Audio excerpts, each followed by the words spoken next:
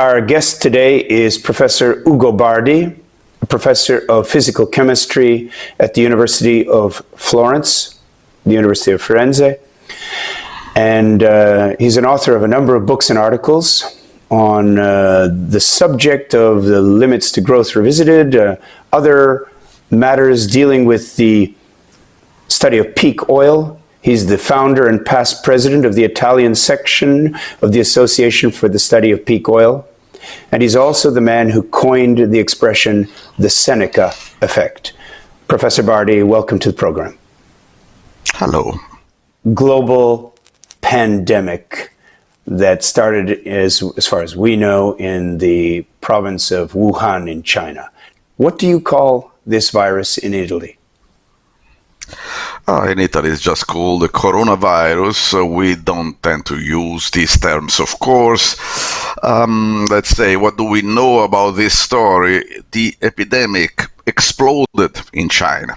But right now we have data showing that the virus was already around Europe, Eurasia in general, months before. We have evidence that it was in Italy already in December of 2019, or probably even earlier. See, the virus is not a monster. It is a little creature.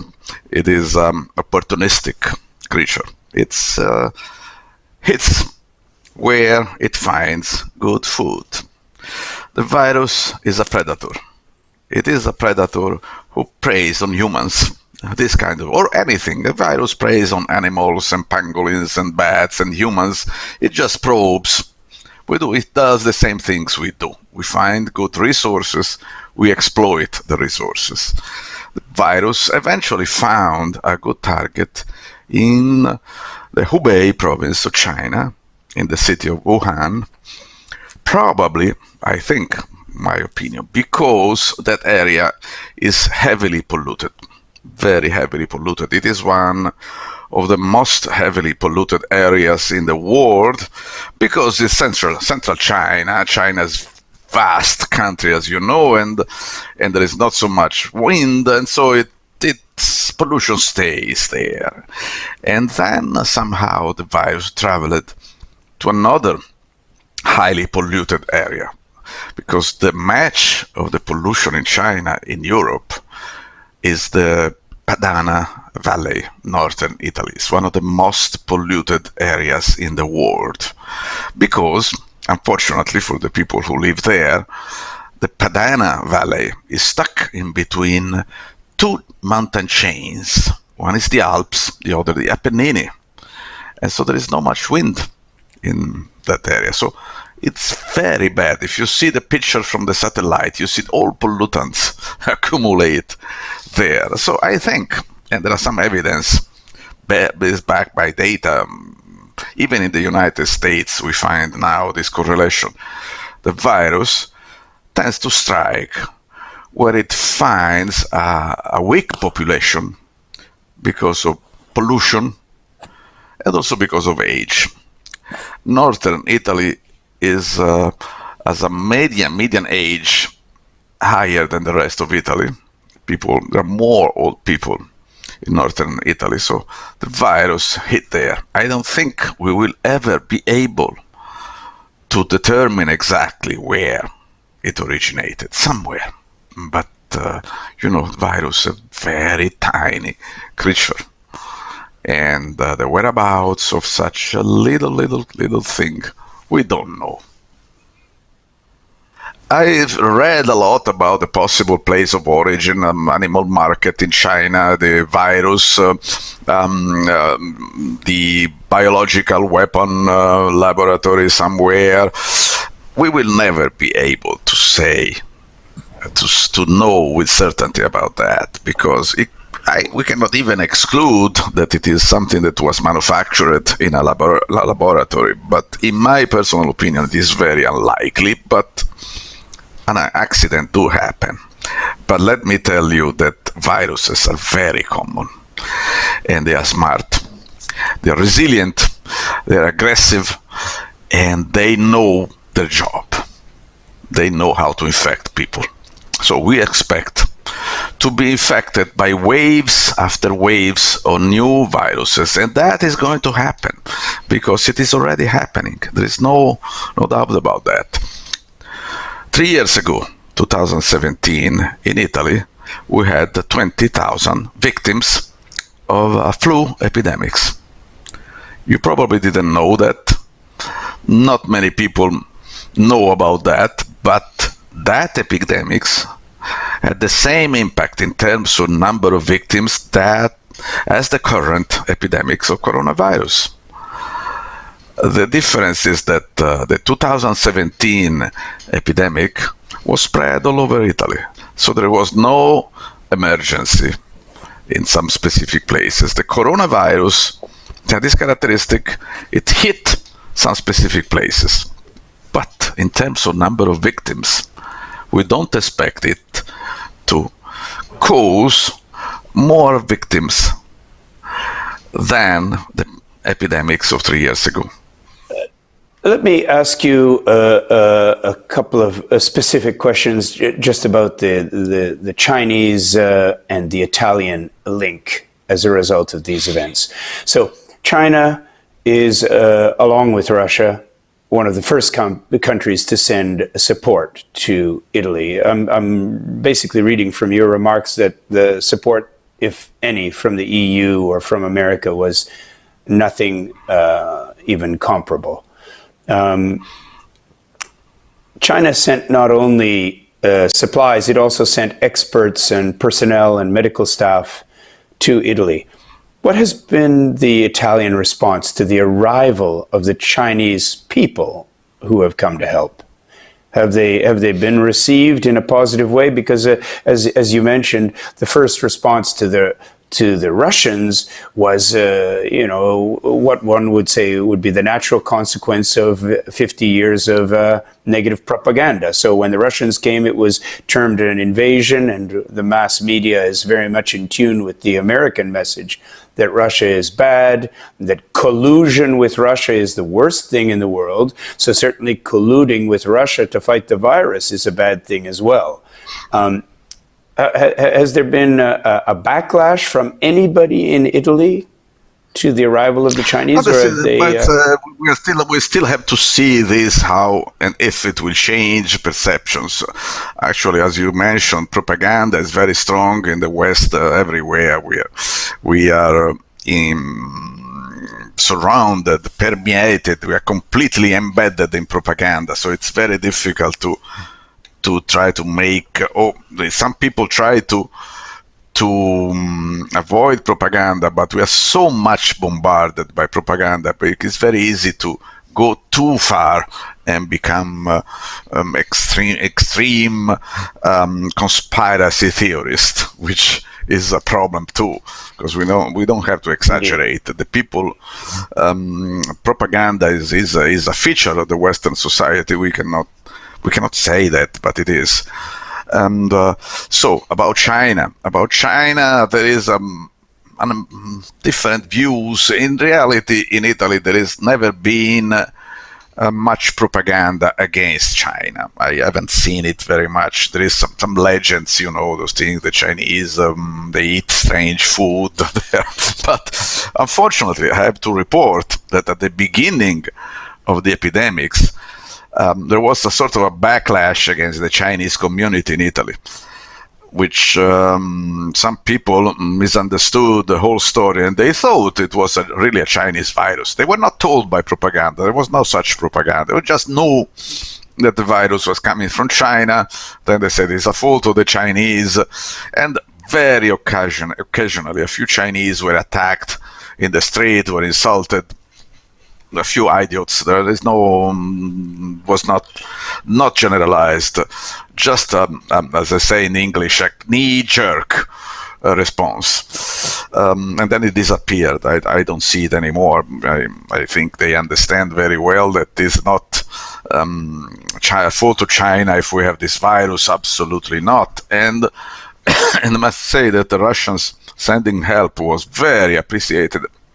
Chinese was a little bit less spread over the news, but also that was appreciated.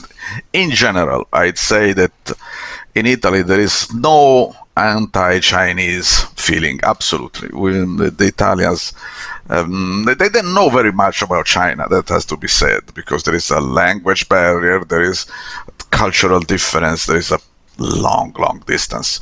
And so, but there is a little bit difficult sometimes, I mean, to understand each other, but there is also a great curiosity about China.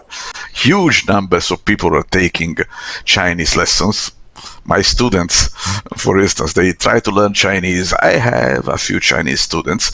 I have to tell you that it is very difficult to understand each other, because I can teach to them in English, but it's let's say in China English is practice, but proficiency still have to go some way ahead. But it's moving. And as I said, propaganda is just thing that comes and goes. But Eurasia and the Silk Road will stay. It is deep time history. We are speaking with you today. Thank you for joining us. And a little bit of an assessment from your personal point of view about the role that China has played in Italy. There was a great deal of anti-China propaganda about the virus, calling it the Wuhan virus and so on. And now I think we've moved beyond that, and there's a realization that we're all in this boat together. Do you see a positive element in China's assistance to Italy during this crisis? And if China's assistance has been of benefit to Italy, is there a way to reduce this from the state-to-state level down to a person-to-person level, and to personalize the interaction between Chinese and Italian people, for example? Oh, thank you. Another question I'd like very much, because I have a personal experience. I live in Florence and in Rome, because my headquarters are in Rome. And in Rome, a bar where I do, as Italians often do, take the cappuccino and the croissant, has been in the last couple of years bought by Chinese people. Well, during the beginning of the coronavirus, was a minority, but some stupid, very stupid Italian, offended in the street people just because they were Chinese, like they were responsible for this pandemic. Crazy.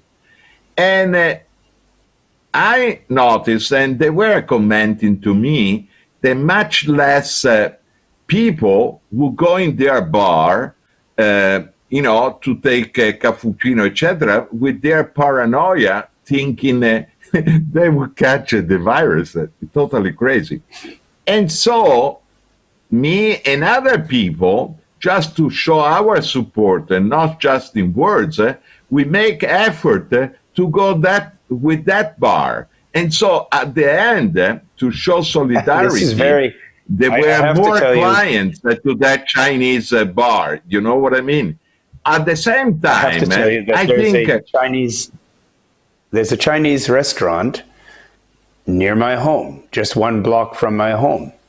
And the exact same thing happened here. I used to go to that Chinese restaurant. I like the food. I lived in Asia for 20 years, and I like the food. But when this virus started getting blamed on the people of China, I make it a habit. I've been making it a habit of bringing my whole family and bringing my friends, and insisting that if we're going to eat together, we will only do that at the Chinese restaurant. And now we've developed a very good friendship on a personal level with the Chinese operators of this restaurant in our community. So I appreciate hearing your experience, because it's so similar to ours. Yes, and if we can translate this at the level of international relationship, we need to understand that this coronavirus challenge and all the rest, we either win together or lose it together. This is not gonna, so it's just smart from China or any other country, Europe is in the brink of taking a very intelligent or very stupid, decision. If we do not understand that we are all in the same planet, and that, for example, the polluted air that we breathe in some place is often produced in another country.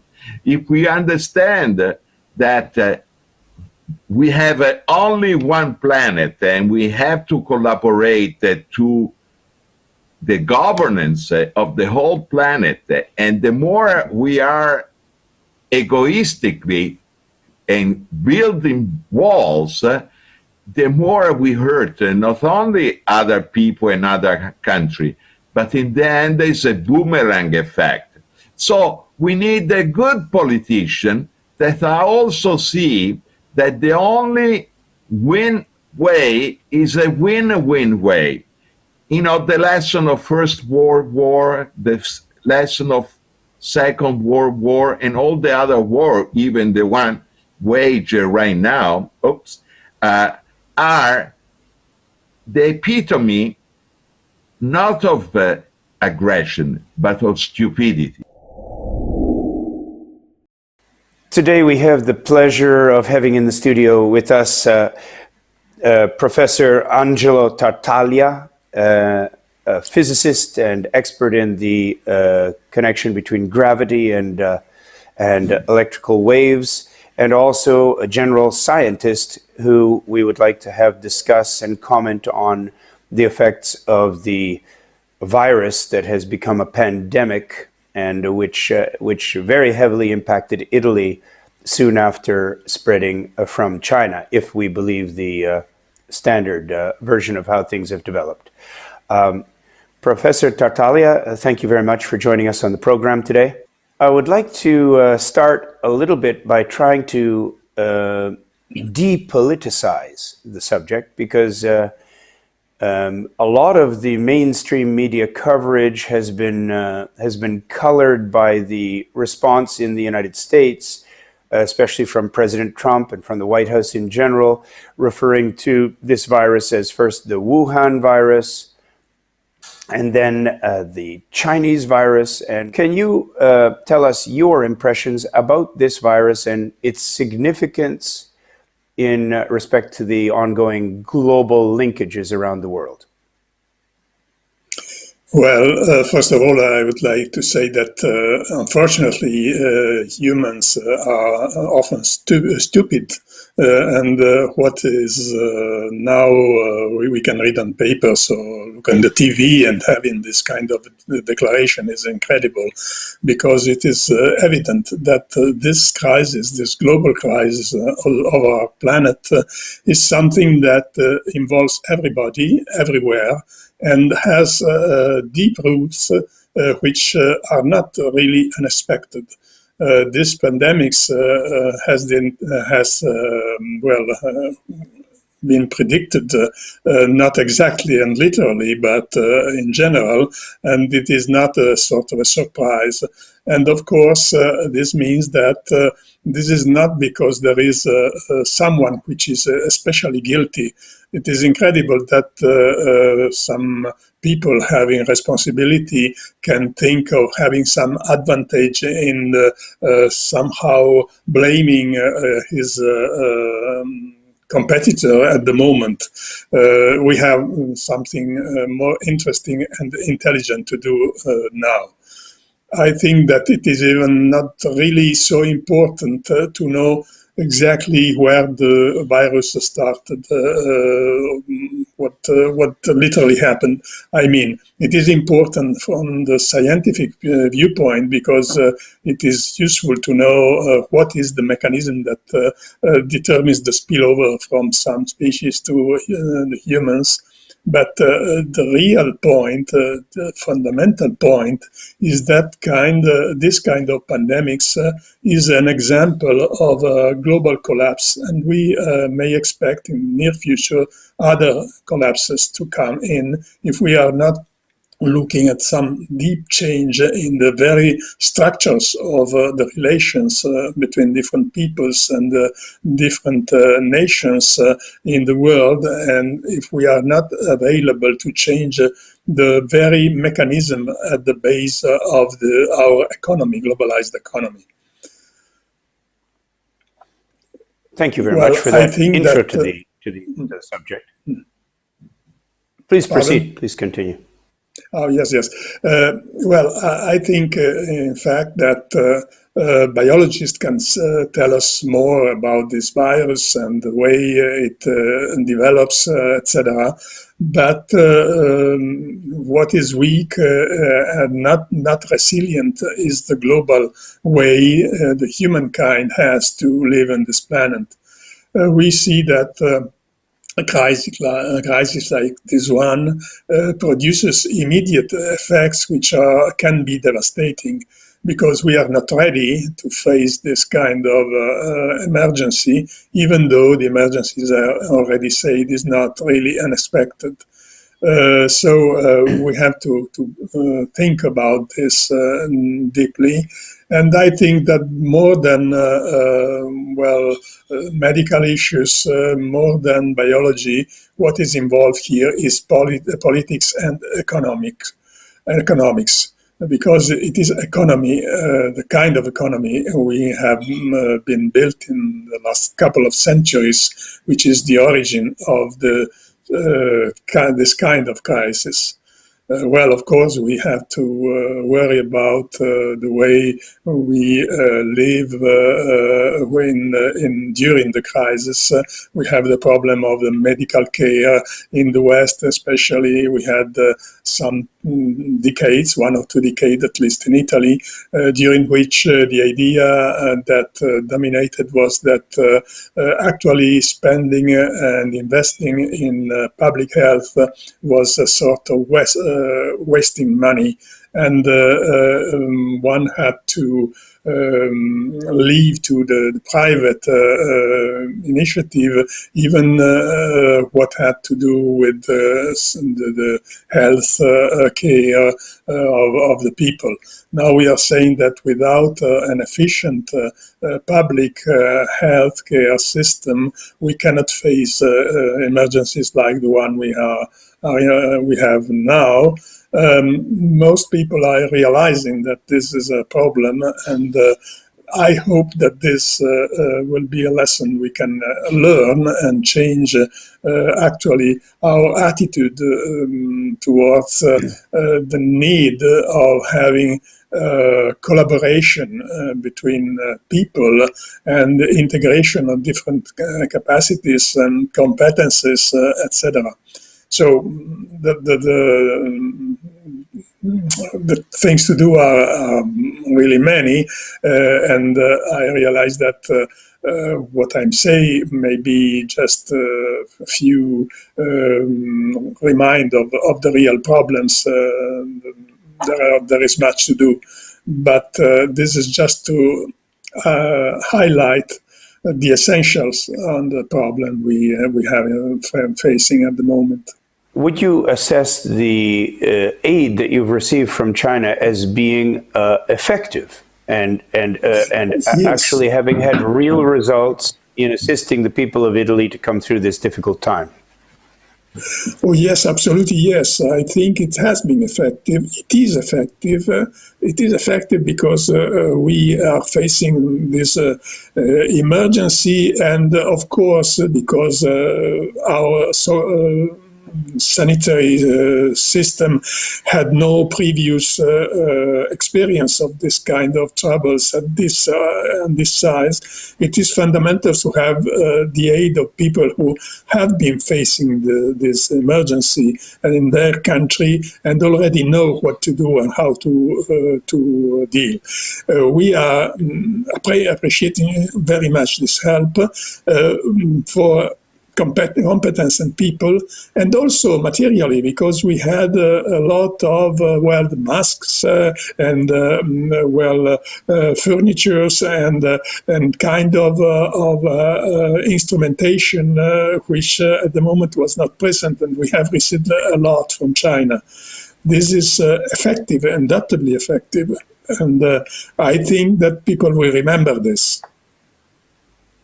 May I ask you then to close up with a bit of an assessment of the economic impact of this virus and the pandemic on the short term, medium term, and then on the far-reaching long term as an aspect to be linked up with the initiative of the One Belt, One Road, New Silk Road link between let's say, can we say after 750 years from the arrival of Marco Polo in China, there now looks to be the building of a very strong and very big linkage between China and Italy coming from the Chinese end of the Silk Road in the form of the New Silk Road. So could you give us just your assessment of the economic importance and the longer term implications of this crisis and how it has accelerated the move towards economic interdependence?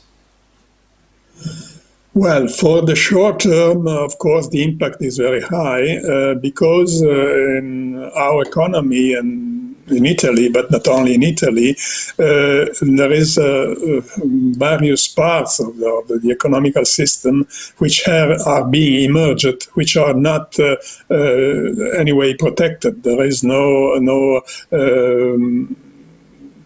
safeguard, no anything. So they leave because the whole system is working. When the whole system is delayed or stops, this part of the economy, which is not marginal, has no help. And so there are a lot of people which immediately are in real and deep trouble. This kind of difficulty may be faced by extraordinary intervention by the states and by Europe also in this case. You need literally to help these people who are working in a less protected way to survive, not only to survive, but to have opportunities for the future. This is immediately, this is a transition, but the transition is also the starting point for an evolution towards a different kind of economics. We cannot just hope to, pass the emergency and then to restart the same way as before. This cannot happen and would be a disaster. So we need an importance, presence higher than in the past in the economy by the states.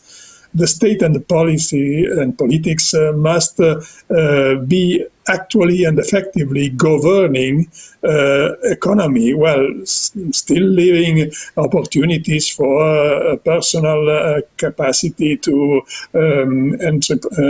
for the entrepreneurs to have initiative, etc. That's fine, but you need someone who fixes the global objectives and preserves the equilibrium between different sectors of the economy. Not everything which is sold is good. Not everything is bad when something is not sold. I mean, we had some sectors who have developed in the recent past and which are irrational and cannot be governed when there are a crisis. So the problem, the medium time, real difficulty is to move important sections of the working class from one sector to the other. This cannot be left to the market because the market is not, in any case, an automatic ruler. There are nothing automatic here. You must use human reason and the highest form for the decisions, which is politics, to guide the way this transition from the traditional economics of the last times to the new ones. we have to choose what we want to produce and what is not interesting. We have to help those who are in weaker position, etc. So I think that's again is a sort of bet we are doing with the future, looking at something which is indeed affordable and sustainable. What we have to learn also is that we cannot go on with this myth of growth. Materially, yes. We know it's obvious. In effect, by discovering our own fragility, we can start to build a different way, which is stronger, and which no longer depends on an infrastructure which is as doomed from the start as this one is, because let's say what we need to do is, instead of being the victims of the laissez-faire capitalist economy, we have to be the actors who design a new economy and a new society. So instead of laissez-faire, we have to say, let's do it differently.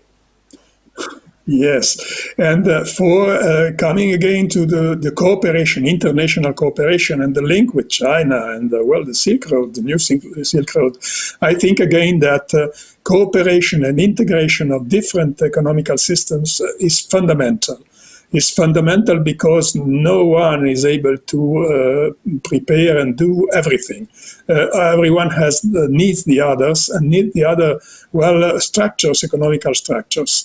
The idea of having a link on ground, like the so-called New Silk Road, is important. We have to govern the kind of exchange, even material exchange, however. There are some aspects of the trade around the world which are irrational and cannot be maintained. A trivial example I do is that I found, Italian bottled water in Australia or even in the States, in California. Well, I think that our source water is good, but physically it is incredible, as has no meaning. I cannot burn oil to move around bottles of water. I have other examples from Italy. We have a good ceramics factories in the north of Italy, but now there is not enough kind of ground of matter to be used, and so we import it from Turkey. Some 3 million tons per year. And then what is produced in Italy is sold to the States. Okay, in the classic traditional way of thinking, that's good, but it is not good. Physically, we are burning a lot of oil and producing CO2 and having an impact. We should, in this sense, localize more the production.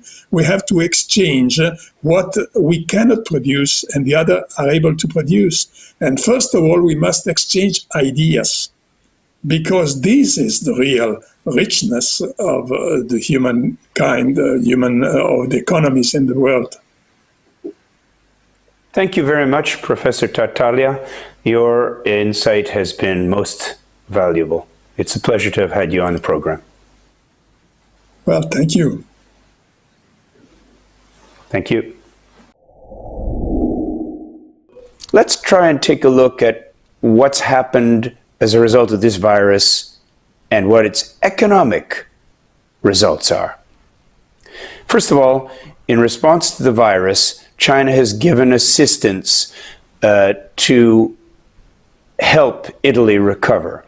How would you categorize the support and describe the support that Italy has received from China first, and let's say comparing it to support you might have received from the EU or from, let's say, America?